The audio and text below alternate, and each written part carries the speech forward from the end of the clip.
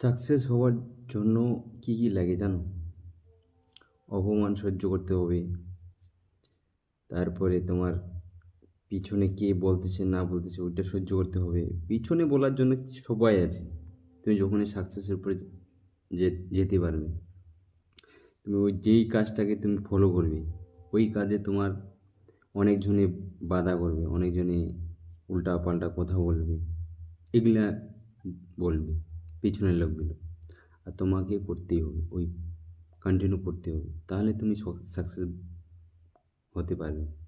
আমি যেমন করি, আমার কাজটা রেগুলার করতে থাকি। আমাকে অনেকজনেই পেছনে বলতে থাকে।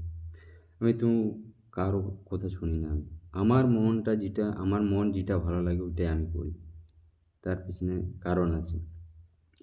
এই কারণটা আছে আমার বাবা-মা। এটাই। আমি বাবা-মাকে যদি খুব ভালো রাখতে পারি, তাহলে বাবা-মার উপরে কেউ নেই। বাবা-মাই সবকিছু। যদি তুমি কোনো কাজ করতে থাকো সোশ্যাল মিডিয়ায়, অন্য সোশ্যাল মিডিয়াতে অনেক ধরনের কাজ, যেমন অনলাইন কাজ হচ্ছে, কেউ মোবাইল নিয়ে ভিডিও ছাড়ে, কেউ করে, অনেকজনে টাকা ইনকাম করতে চায়। এই ফালতু কোম্পানিতে অন্য অন্য মানুষের কাজ করে, হ্যাঁ, ওগুলো পোষে না, আরও আউটকাম চায়। সবাই চায় এটা, আমিও চাই, পাশের মানুষগুলোও চায়। তুমি যখন যেই কাজে তুমি থাকবে না, ওই কাজে তোমাকে অনেকজনে অনেক কথা বলতে থাকবে।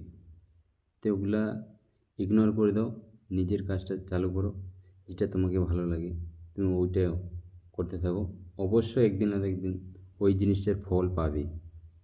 এতটুকুই বললাম।